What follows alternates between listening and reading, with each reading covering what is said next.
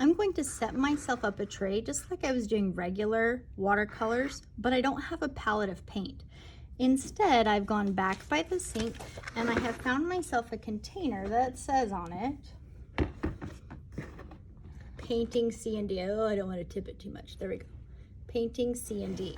When I take off the lid, it looks a little crazy, fair warning. There's all these watercolors and inside each one is a pipette.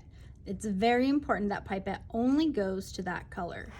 Well, what's going to happen is I'm going to use my little watercolor palette right here, and I'm going to give me some colors. For me, I like blue. It's nice and dark. I just squeeze till a little comes up, go over, and I just need a few drips. Replace that pipette.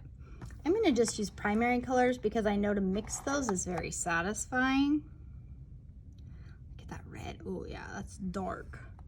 And a little yellow for good measure.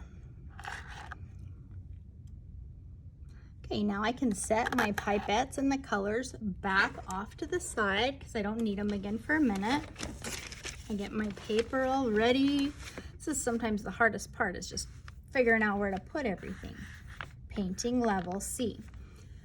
Now, sometimes I like to draw stuff before I work and sometimes I don't. In level B, I know we had to draw something. And today, since a lot of it is just based on learning how the mixing and the colors go, I'm not going to choose to draw something right off, but after I practice, maybe I want to draw something a little lower.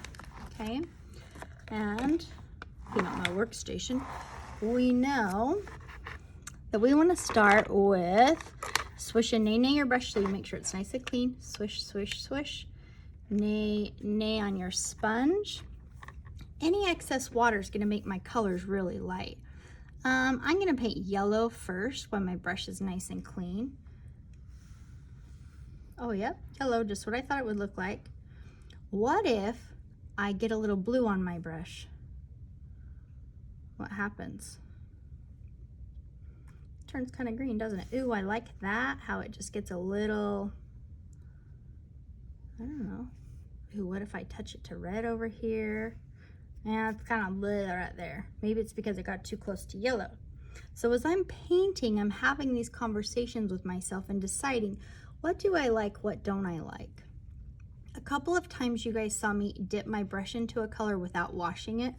It's because my brush had become dry on the paper. So I knew the paint was gone, or at least gone enough that it would be all right and it wouldn't mix very much.